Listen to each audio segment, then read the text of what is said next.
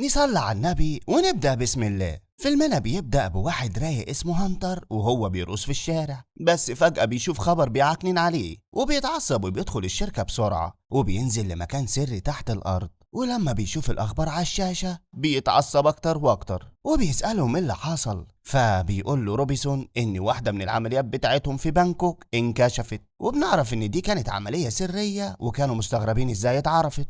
روبنسون قال له مش يمكن هو ده الشبح اللي بيقولوا عليه، احنا بنحاول نعرف هويته بس مش قادرين. هاكر بس من اللي قلبك يحبه، مدوخهم ومحدش عارف يمسكه. ومش هما بس، ده مدوخ بلاد كتير جدا وتسبب في افلاس شركات كتيرة كبيرة، وحرفيا كان مدوخهم ومخليهم يشدوا في شعرهم. وده يا عزيزي لانه كان غير قابل للتتبع، هاكر ابن هاكر يعني. ولما بيراجعوا كاميرات المراقبة اللي كانت في بانكوك بيشوفوا الشبح وهو خارج من المستودع، بس ما كانش ظاهر خالص في اي كاميرا. وبسرعة هانتر بيأمرهم يبعتوا فريق على هناك، وبيقول لروبنسون احنا لحد دلوقتي تمام، لكن لو برانت عرفت باللي حصل ليلتنا مش هتعدي. لكن بيتصدم لما بيلاقيها في وشه وبيفضل يتهته ويمقمق وما كانش عارف يقول لها ايه. ولما بتسأل روبنسون ايه المشكلة قال لها ان الشبح في بانكوك وانهم ما عندهمش فريق هناك عشان يقبضوا عليه. فبتبص لهانتر وبتسأله امال فريق بانكوك فين يا بيه، وبتعرف منهم انه خلاص بح الفريق باي باي كامبوري. فبتتضايق وبتقول لهانتر انا ما بدفعلكش الفلوس دي كلها عشان تبقى قاعد هنا وما تعرفش اللي حصل في الفريق بتاعنا. قال لها انه هيبعت فريق من سنغافورة، فبتقول له انهم قدامهم ساعة عقبال ما يوصلوا، يعني هيكون الشبح اختفى خالص. وبتقول له انهم لازم يلاقوا حد في بانكوك، والحد اللي كان في دماغها ده يبقى لوكاس، سواق توك توك وخمرجي ومحدش بيعرف يقلبه. وبيوم يدخل الحانة عشان يظبط دماغه، بس فجأة بيلاقي تليفونه بيرن وبيتصدم أول ما بيعرف مين اللي بيتصل عليه. في الأول ما بيرضاش يرد، بس لما اتصلوا تاني بيضطر يرد. وبتطلع كاثرين اللي هي برانت وبتقول له ما تقفلش الخط، أنا عارفة إن مدينة ليك بتوضيح، اسمعني للآخر وما تقفلش. قال لها أنت بتتكلمي جد؟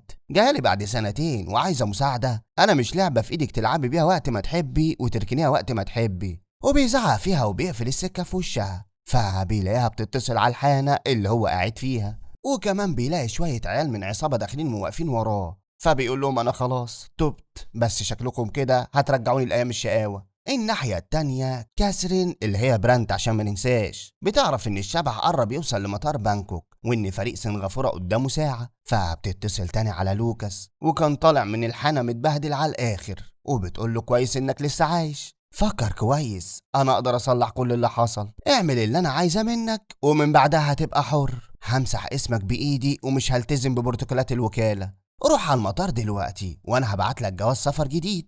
قال لها دلوقتي السفر بقى حلو يا اختي، هو انت مش كنت منعاني من السفر ده برضو؟ قالت له خلاص بقى ما توجعليش دماغي، خلينا دلوقتي في المهم، قلت لك ارجع لك حياتك وهتبقى حر. وبيوافق لوكاس وبيسألها ايه المطلوب، فبتقول له انهم بيتعقبوا هدف مهم جدا ومطلوب منها ان يسلمه لها عايش مش ميت. الموضوع سهل اهو.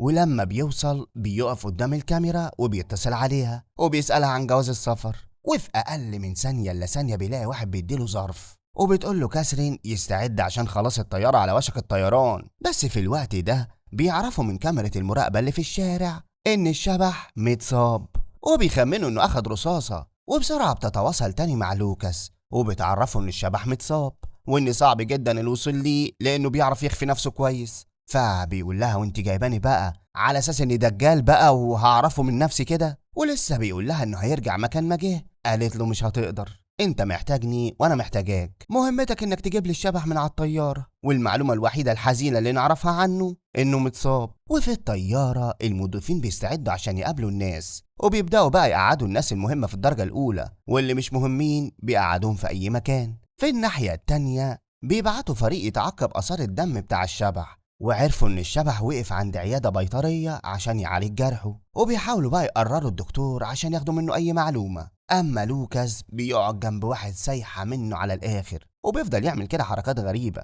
المهم إن الطيارة بتتحرك، لكن الكارثة كاثرين بتعرف من روبنسون إن الشبح عليه مكافأة كبيرة من كل البلاد، وكل الناس اللي عايزة تقتله عارفين إنه في الطيارة زيهم، يعني يا عزيزي الطيارة مليانة بالقتلة المستأجرين. وكلهم عايزين يقتلوا الشبح عشان ياخدوا المكافأة واللي هي 10 مليون دولار. ولما روبنسون قال لكاثرين يبلغ المطار عشان الطيارة ترجع، قالت له لا، الخبر الحلو ان محدش عارف اي مواصفات عنه، يعني ده في صالحنا، وانا واثقة ان لوكاس هيقدر يقبض عليه. وبتكلم الفريق بتاعها اللي عند الدكتورة البيطرية وبتقول لهم مرمطوها لحد ما تقرروها. وفي الطيارة لوكاس بيمل من كلام المطرطش اللي جنبه ده، وبيقوم يبص بصة في الطيارة على الشبح، ولما بيرجع بيلاقي اللي جنبه واقف مع المضيفين. وأول ما شافه أخد كاسين ورجع له، وبيقول له إنه أستاذ بيعلم الرقص وإنه عايز مساعدته، وبيوري له رقصتين أهبل من بعض وأهبل منه هو شخصيا، وبيقول له أنهي اللحلة. فبيشرب لوكاس الكاس عشان يعمل اسكيب في دماغه للحتة دي. وأول ما بيقوم من جنبه بيطلع تليفونه عشان يبعت رسالة لكاثرين، بس بيلاقي نفسه بيحول والحروف بتدخل في بعض، وبيعرف إن المطرطش ما طلعش مطرطش وإنه كان قاصد يخلص منه. وبيحاول يوصل للحمام عشان يفوق، وبيساعده المعلم وبيقول له أنا هوصلك بنفسي. ولما بيدخل الحمام بيقول له أنت إزاي ما نمتش لحد دلوقتي؟ ده أنا حطيت لك جرعة نايم حصان يا أخي، هو انت فاكر انك هتاخد مني المكافأة بتاعتي؟ وطبعا لوكاس ما كانش عارف هو بيتكلم عن ايه، وبيحاول يعافر ويتماسك عشان يضربه، بس حرفيا بيتمسح بأرض الحمام. لكن لوكاس كان دماغه ناشفة وعنيد، وبيصمم وبيعافر لحد ما بيقدر يعني يرشقه في جهاز انذار الحرايق. وبعدها بيبعت يقول لكاثرين انه قتل واحد وما بيقدرش يقاوم وبيريح شوية. وكاثرين بتعرف ان الناس اللي بعتتهم للوكاس في الحانة كلهم ماتوا. ولما هانتر سألها هو مين الراجل ده بالظبط، هو ده من المرتزقة ولا ايه ظروفه، قالت له لا، ده كان عميل سري عندنا. وبتوصل لها الرسالة وبتعرف انه بقى في خطر. والناحية التانية بيفوق لوكاس وبيفضل يزحف لحد ما بيدخل تحت الدش، وبيبلبع له شوية شامبو عشان يجيب اللي في بطنه ويقدر يقوم. وبره بنشوف واحد من القتلة في غرفة التخزين وكمان المنيلة دي، وأول ما بتشوف إن في ظابط على الطيارة بتقوم تدخل وراه. أما المضيفة كانت عمالة تخبط على باب الحمام، وكان معاها زميلها وواحد من الضباط. والمعلم كان بيحاول يخبي الجثة في فتحة التهوية، بس لما لقاهم خلاص هيكسروا الباب بيضطر إنه يفتح لهم. وأول ما بيشوفوا دم في السقف بيضرب الظابط وبياخد منه سلاحه وبيهدد المضيفين وبيدخلهم الحمام. ولما بيسألوه انت مين وعايز ايه، قال لهم انه تبع الشرطة الفيدرالية وانه بيدور على مجرم موجود على الطيارة، وان في ناس كتير على الطيارة بتدور على نفس الشخص اللي هو بيدور عليه. وبيقول لهم انتوا لازم تساعدوني قبل ما هم يوصلوا ليه، وبيطلب منهم يجيبوا له بيان بالناس اللي على الطيارة وكمان يبلغوا الكابتن بكل اللي حصل. واخر طلب بقى بيقول لهم يشوفوا له حاجة يلبسها، وبيغير هدومه وبياخد السلاح وبيطلع. وبيقول للمضيفة تاخد السلاح عشان بيقع منه، وبتتخض وبتقول له ممنوع السلاح على الطيارة. فبيقول لها ما انا عشان كده اديتهولك عشان تتصرفي فيه. وبيدوله البيان اللي طلبوا منهم، وبيقول لهم ان ده الوقت اللي الناس بتاخد فيه المنوم عشان تريح شوية، خدوا بالكم بقى من اي حد هتلاقوه صاحي. وبيقول للمضيفة تروح تبلغ الكابتن. وبيبدأ هو يطلع يلف على الناس بره. ولما بيرجع تاني للمضيف بيقول له انه لقى شارة ظابط مرمية في السلة وان كان عليها دم. وبيفتح السلة وبيسأله بتودي على فين دي. وبتوصل المضيفة وبتسألهم ايه اللي حصل، وبتاخد لوكاس على اوضة الشحن. وبيتصدموا لما بيلاقوا الظابط ميت. وهنا بقى يا عزيزي كانت المفاجأة، بيلاحظ ان المضيفة عرقانة وبتنهج، فبيقول لها صدقني انا كمان لما بلمس اي جرح عندي بعرق كده وبتعب برضه. يا بنت الايه، الناس كلها بتدور على الشبح اللي فاكرينه راجل، وفي الاخر طلعت حتة بنت قزعة ما كملتش 16 سنة. قالت له ايه اللي انت بتقوله ده، شبح مين وهبل ايه ده؟ وكل ده والمعلم اللي اصلا في الغرفة سامعهم. وبيقول لها لوكاس ارفع قميصك كده ووريني الجرح. فبتزعق فيه وبتقول له انت اكيد مجنون. لكن بيطلع الراجل اللي كان مستخبي عشان يقتلها، وفي ثانية الا ثانية بنت اللعيبة بتخلص عليه. وبيتأكد لوكاس انها فعلا هي الشبح. وبيقول لها انت عارفة ان اغلب الناس اللي في الطيارة عايزين يقتلوكي وانا الوحيد اللي عايزك عايشة. قالت له مفيش حد يعرف انا مين.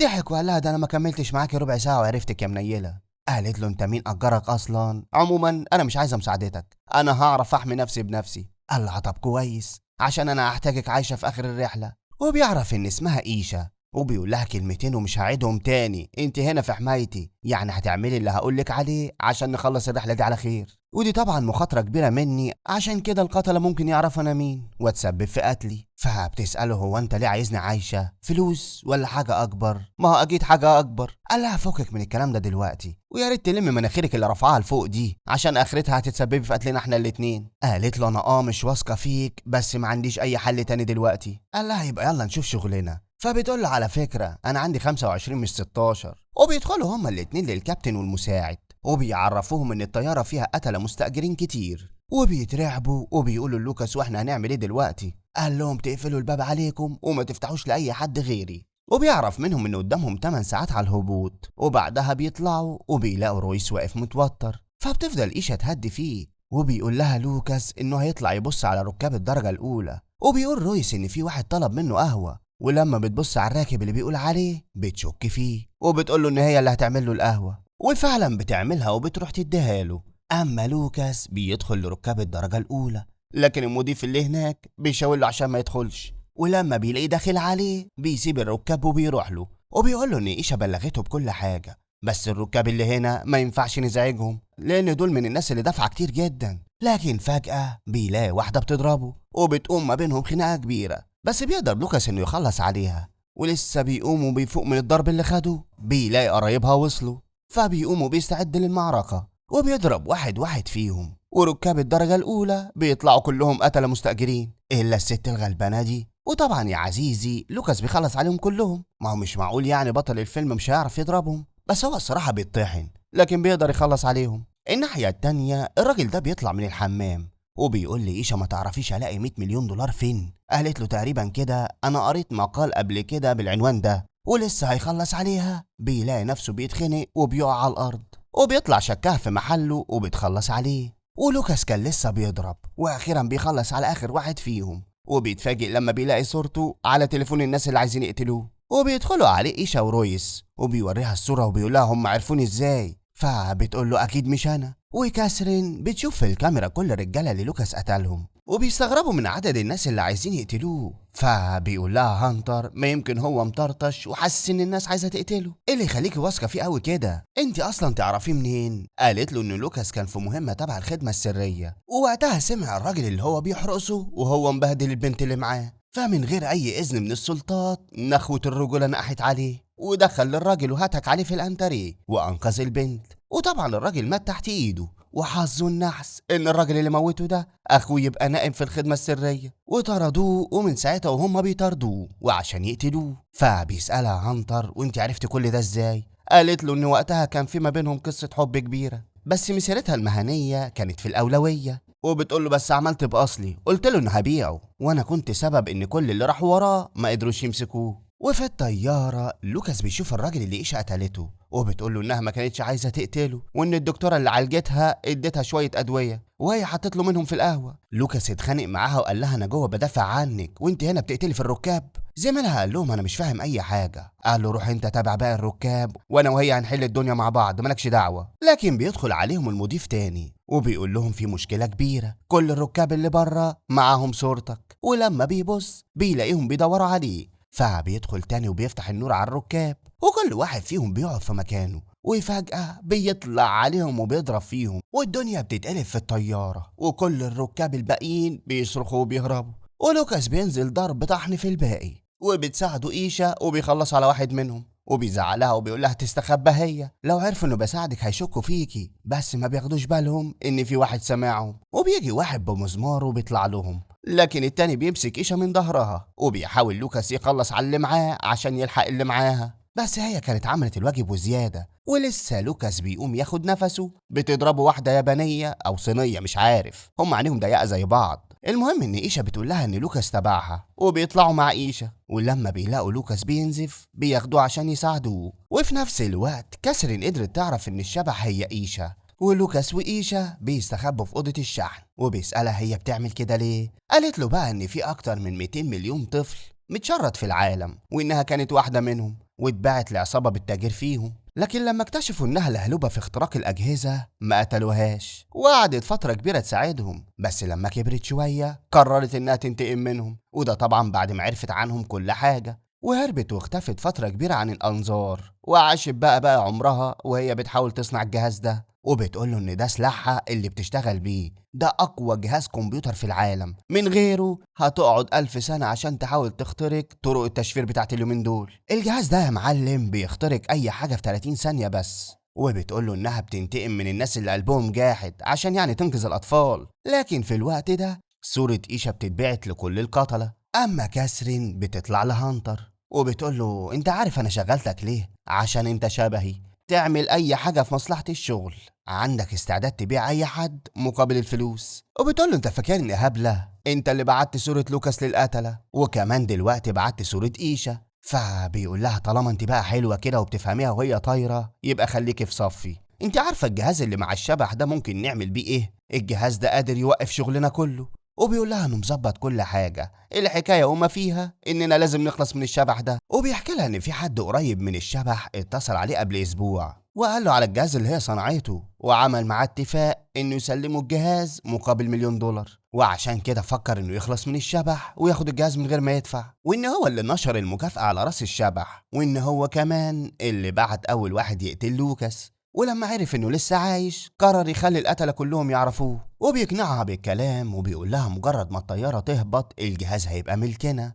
اما في الطيارة بيتصلوا بإيشا وبيقولوا لها ان الرجالة بتدور عليها وان كلهم معاهم صورتها، ولما سألت لوكاس هنعمل ايه دلوقتي قال لها انهم لازم يواجهوهم، وبياخد شوية ادرينالين من اللي الدكتورة ادته لإيشا، وده عشان يقدر يضرب ويتضرب براحته بقى. وفي ثانية إلا ثانية كانت دماغه في حتة تانية، وبيقوم وهو نفسه يكسر أي حاجة قدامه، وبيتفق مع اليابانيين دول إنه هيطلع من ناحية وهم من ناحية تانية، وبيقول لإيشا تفضل هي هنا عشان يحميها. وفعلا بيعملوا الخطة اللي قال عليها، وبقى كله يضرب في كله. ولوكاس كان عايش في قناة سبيستون وشايف اللي قدامه عبارة عن كرتون، وبيفضل يضرب فيهم وهو ما كانش حاسس بنفسه. بس للأسف البنت اليابانية بتموت، والطيارة بتاخد رصاصة، وطبعا من الضغط بيتكسر جزء كبير منها، واللي طار بقى طار لحد ما الكابتن بيقدر يسيطر عليها. والمساعد بيقوم عشان يطلع بره، بس بيدخل عليهم 2 وبيخلصوا عليهم. أما إيشا بتلاقي منشار كهربا وبتاخده وبتكلم الناس في المايك، وبتقول لهم شكرا لكل واحد حاول يقتلني ومعرفش، وشكرا لكل واحد هيعمل لايك دلوقتي للفيديو، أما الباقي بقى أنا هطلع له بنفسي. وبتطلع وبترمي لوكاس وبياخده وحرفيا ما بيسيبش حد سليم، وانا مش هقدر اجيب اللقطات دي بقى عشان يعني ما ينفعش. وبعدها بيعرفوا ان الطيارين ماتوا وان كده الطيارة من غير طيار، وبيقرروا لوكاس وإيشا هما اللي يقوموا بالمهمة دي. في نفس الوقت كان هانتر واقف في المطار وبيقول لكاثرين ان الطيارة هتوصل دلوقتي وانه مرتب كل حاجة وكل حاجة تحت السيطرة، وما كانش يعرف ان لوكاس خلص عليهم كلهم. فبترجع كاثرين للعربية وبتخلص عليه هي بنفسها، وبعدها بتتصل بلوكاس وبتطمن انه لسه عايش. ولما سألته عن مكان الطيارة قال لها معرفش، فبتقول له الشبح معاك ولا لأ؟ قال لها لأ، وطبعا بتفرح إيشا انه مش هيسلمها. ولما كاثرين سألته عن جهاز الشبح قال لها مش الجهاز ده اللي خايفة منه انه يوقف لك شغلك؟ مش شغلك ده اللي بتلم العيال تشتغل فيه غصب عنها؟ فاتعصبت وقالت له انها مش هتساعده الا لو نفذ اللي قالت له عليه. قال لها انه مش عايز مساعدة منها وانه اصلا ما شافش الجهاز ده قبل كده، وبيعرف من إيشا انهم مش هيهبطوا في سان فرانسيسكو، وانها غيرت الخطة وطلعت انها هي اللي متحكمة في الطيارة، وبتشكره عشان طلع راجل طيب ووقف معاها. فبيقول لها ان هي اللي انقذت حياته وغيرته، وبعدها بيغمى عليه، ولما بيفوق بيلاقي نفسه في مكان متدغدغ على الاخر، وبتجري عليه إيشا وبتقول له ان الحكاية لسه ما خلصتش. يعني كده يا عزيزي في جزء تاني، فهنسيبهم بقى على ما يخلصوه وبيخلص الفيلم على كده. اللايك يا عزيزي وما تنساش تقول لي رايك في كومنت، واشوفكم الفيلم الجاي.